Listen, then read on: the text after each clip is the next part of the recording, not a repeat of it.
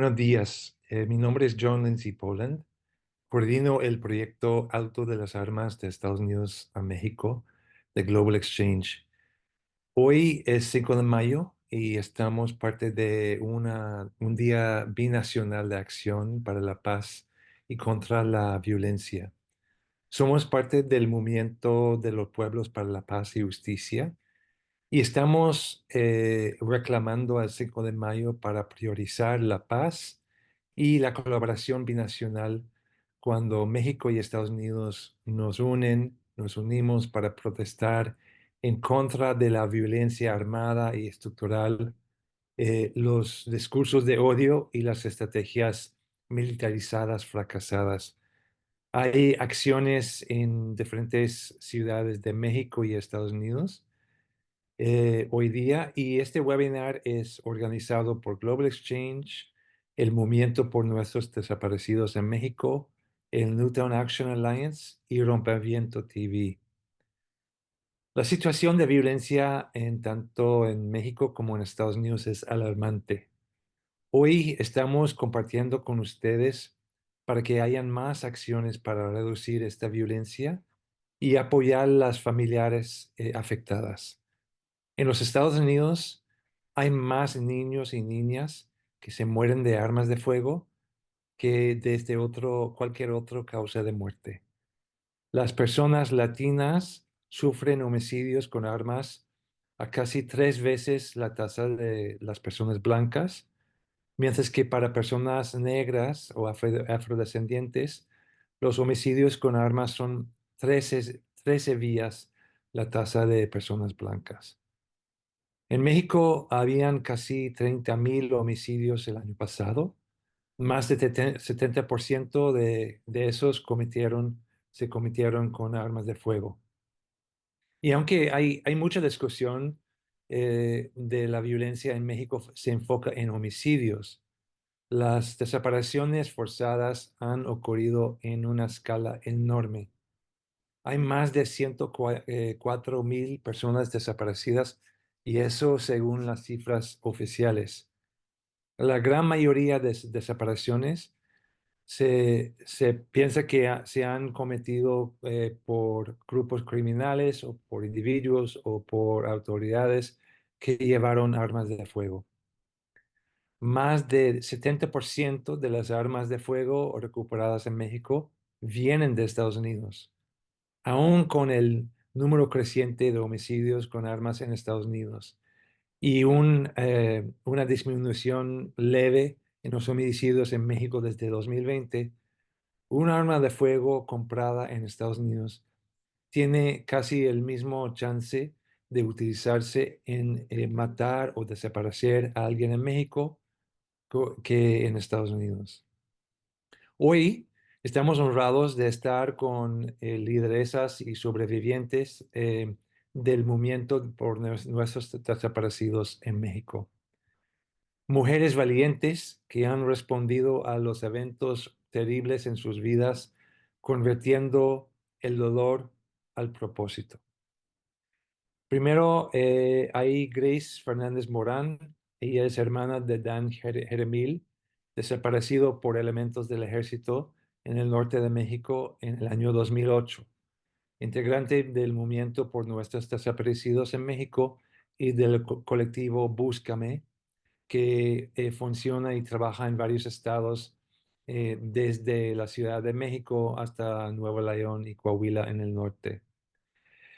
María Isabel Cruz Bernal es una activista por los derechos humanos y fundadora de Sabuesos Guerreras en Culiacán, Sinaloa, un colectivo de madres, familiares y otros voluntarios que están buscando por sus hijos desaparecidos o otros seres queridos.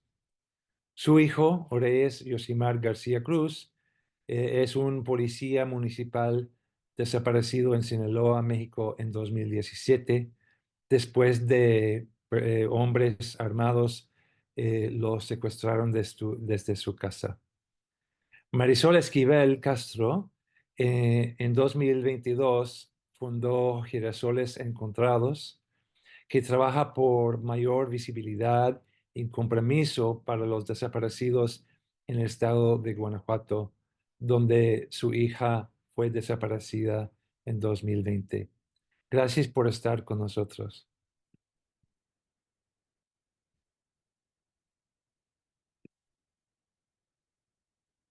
Sí, gracias. Buenas tardes a todos los que nos ven y nos escuchan.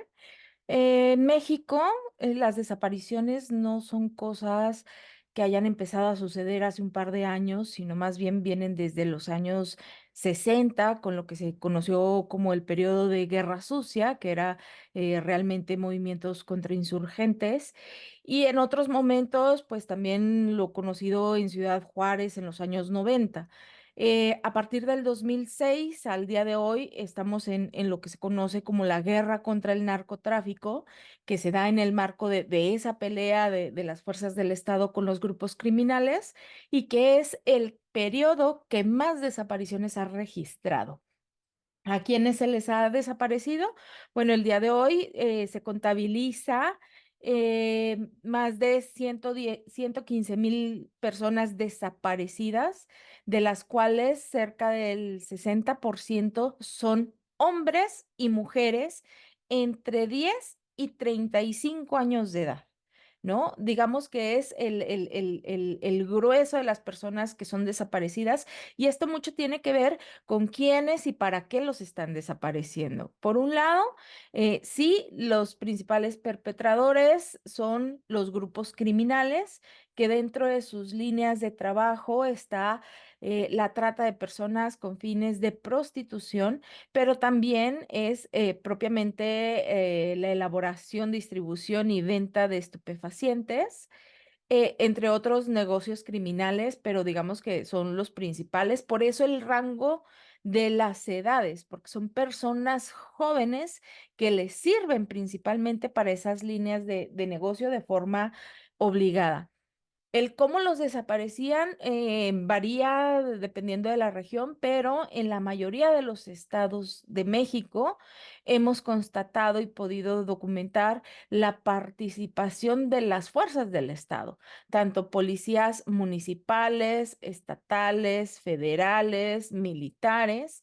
Han participado en la desaparición de personas que posteriormente y de forma lamentable han sido localizadas sin vida en estas fosas clandestinas en donde sabemos que operan los grupos criminales. Entonces, cuando hay una detención por policías y que no lo presentan y que después aparece su cuerpo en una fosa clandestina, eso nos habla de la participación de las fuerzas estatales.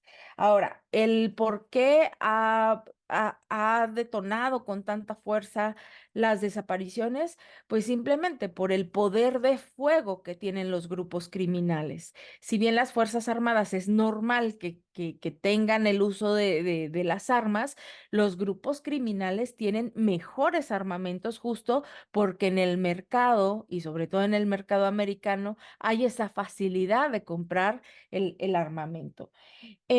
Cuando empezamos en el marco de la guerra contra el narco, nos dimos cuenta las familias que solas no podíamos conseguir que el Estado investigara y buscara, sobre todo a nuestros familiares, y decidimos empezar a colectivizarnos en grupo.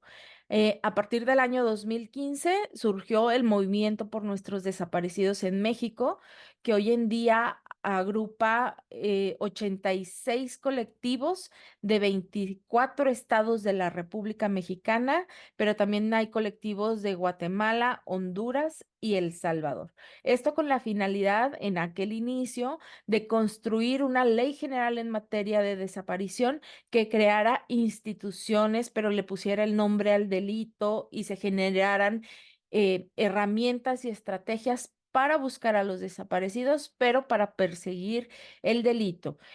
Hoy en día el movimiento tiene grandes logros como, además de la ley general, también ayudamos a crear la ley en materia de declaración especial de ausencia por desaparición, que es un instrumento que protege el patrimonio y los bienes de las personas desaparecidas, pero también nos hemos involucrado en la creación de otras herramientas como el mecanismo extraordinario de identificación forense.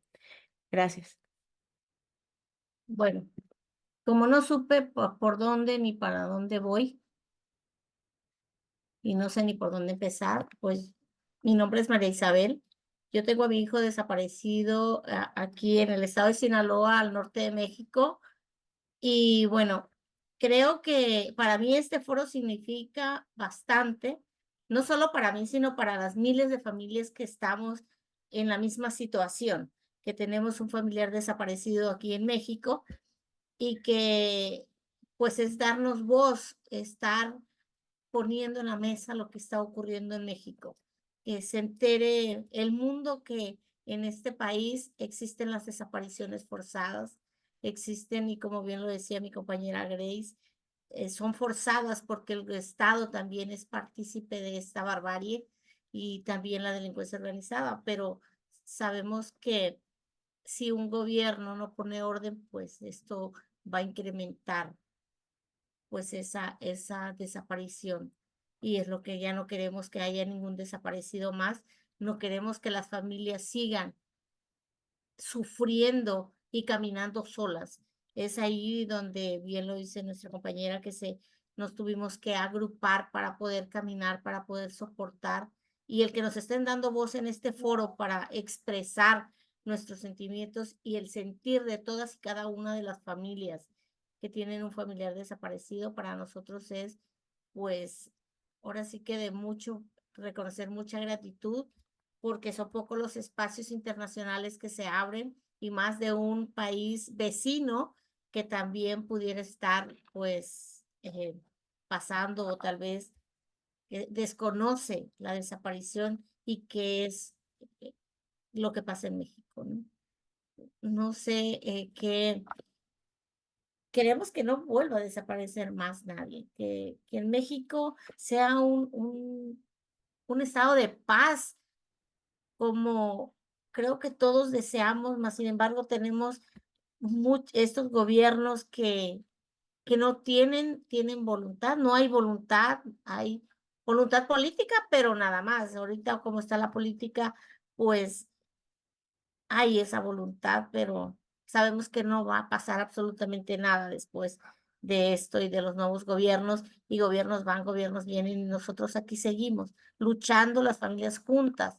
De otra manera no podríamos avanzar si no impulsamos todas las leyes, como bien lo comentó Grace, si nosotras no estamos detrás de ellos. Y creo que eso no se vale, porque yo debería de estar en mi casa sin, disfrutando mi familia, como tantas y tantas familias en México. Y no, hoy estoy aquí en este foro, pues dando a conocer lo que pasa en nuestro México, que es maravilloso, pero también la parte oscura donde nadie quiere hablar de eso, y eso sí nos preocupa bastante.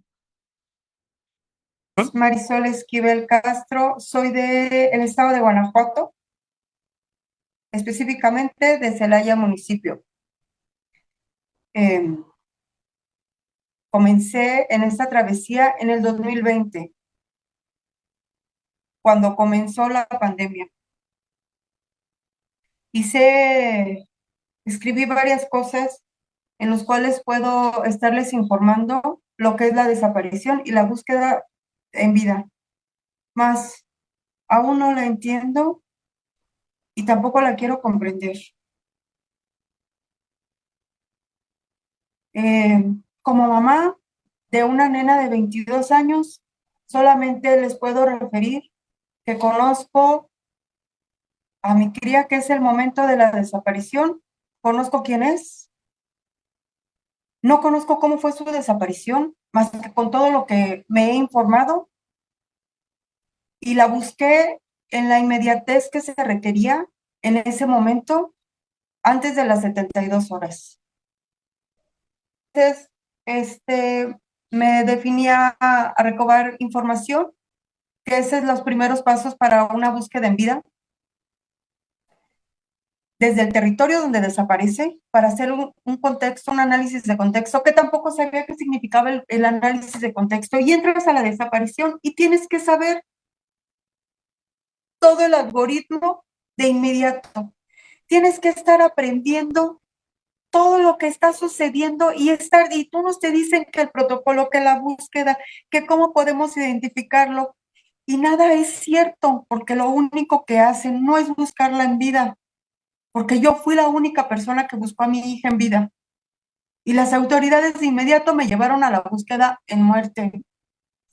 Después me definí a que estoy en el kilómetro cero.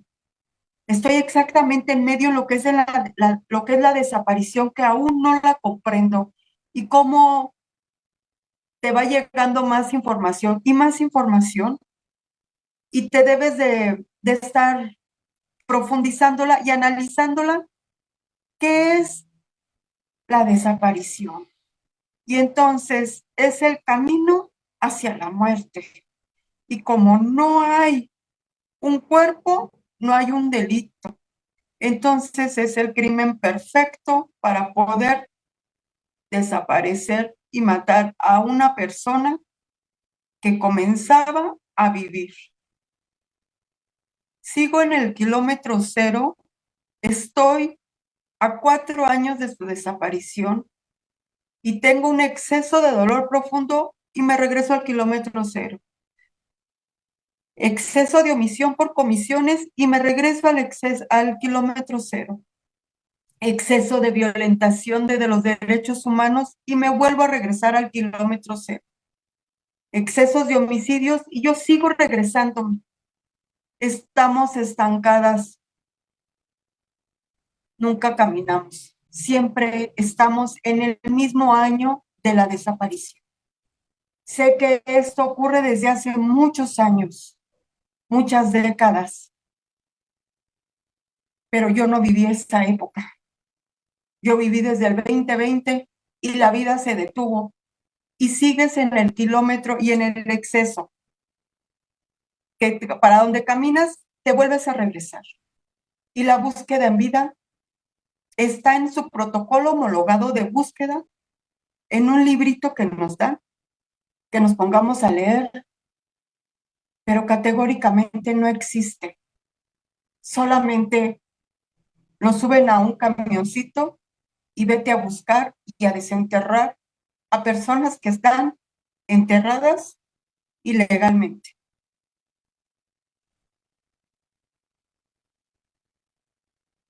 Cuando se dice que se debe de conocer a las personas que desaparecen, tú sabes quién es tu familiar.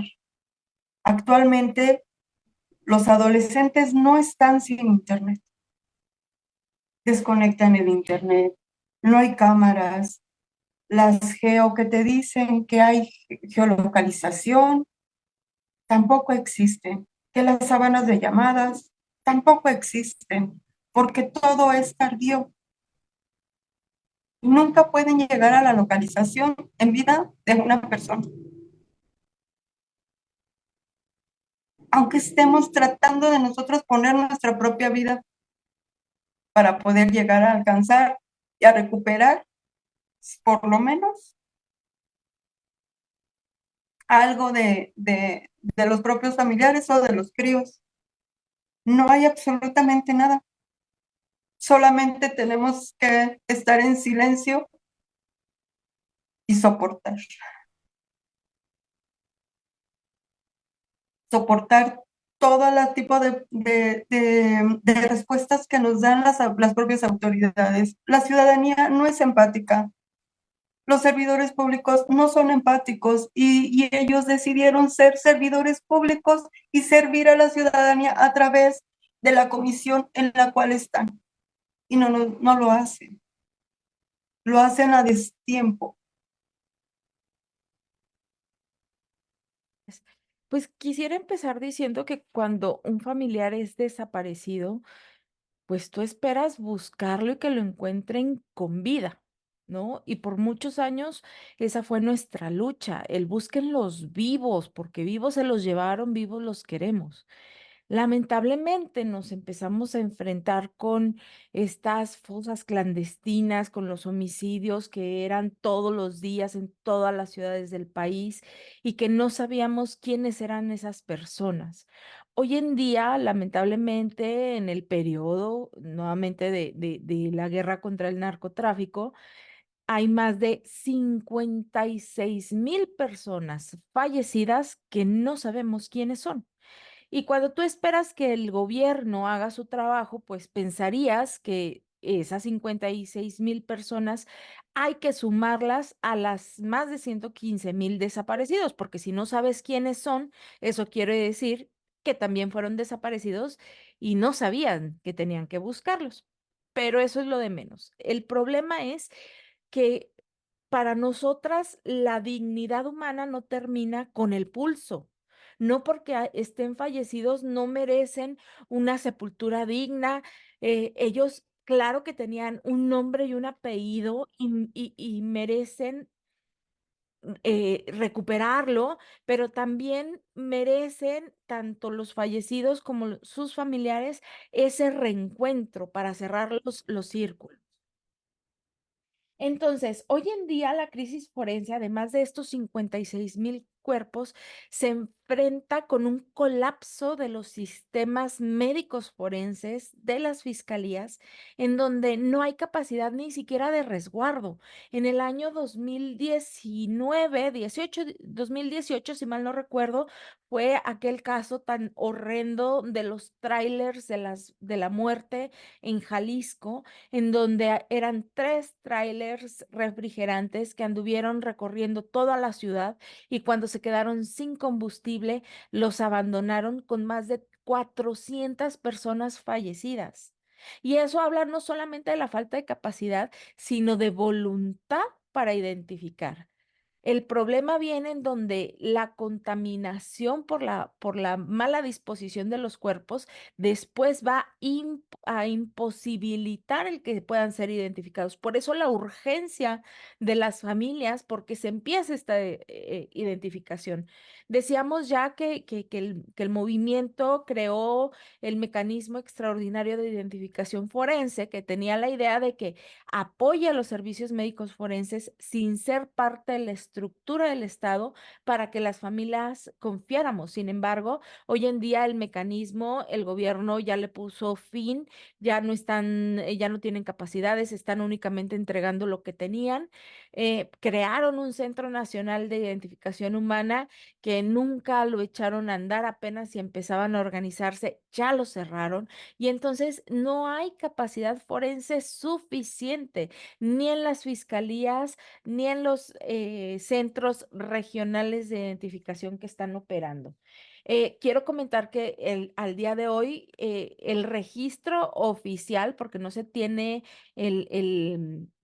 vamos, el Registro Nacional Forense ni el Registro Nacional de Fosas Clandestinas, pero lo que hemos podido documentar es que hay más de 4,000 fosas ilegales o clandestinas, pero no se han contabilizado, por ejemplo, los centros de exterminio, que es otra forma en que el grupo criminal se deshacía de los cuerpos, en donde lamentablemente el daño a las personas era tal que únicamente se recuperan pequeños fragmentos óseos.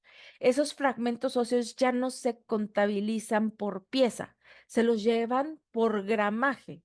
Hoy en día solamente de un predio de centro de exterminio en Coahuila tenemos más de media tonelada de huesos que si hacemos un cálculo rápido, pues son por lo menos 1,000 personas las que pudieron haber asesinado y tratado de destruir su cuerpo por la densidad ósea. Y eso hace que sea muy difícil, pero más allá de entender que es urgente el poder empezar a identificar por el daño que tienen estos huesos y que va a ser imposible si no se resguardan bien o si no se recuperan en tiempo, ya no vamos a poder extraer ADN, el pensar por el factor humano, como personas, ¿cómo le dices a una mamá que de su hija, que de su hijo, lo único que vas a encontrar es un fragmento de 5 centímetros y que cuando hicieron el proceso para identificarlo lo tuvieron que pulverizar y desapareció?